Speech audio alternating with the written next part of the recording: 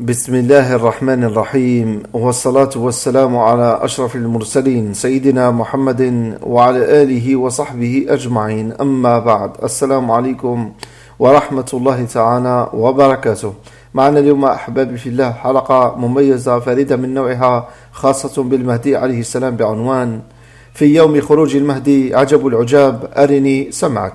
نبدأ على بركة الله. جاء في حق المهدي في يوم خروج المهدي نار وخصف، النار حرب رب البيت شر يمكرون أمكر ما يحكمون، والطير يلعن الذين ظلموا والذين تهودوا فأحرقوا، والخصف الجيش في البيداء.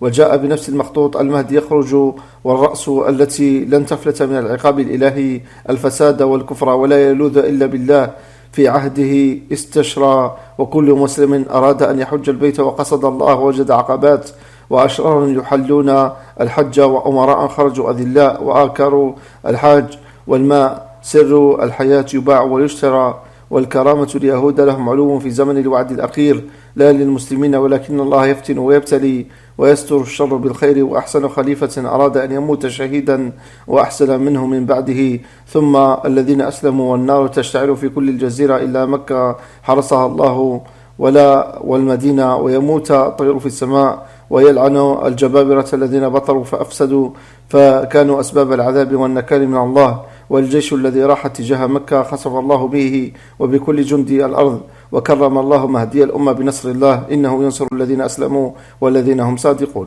هذا أحبابي في الله مجمل ما جاء فيها. نستودعكم الله، والسلام عليكم ورحمة الله تعالى وبركاته.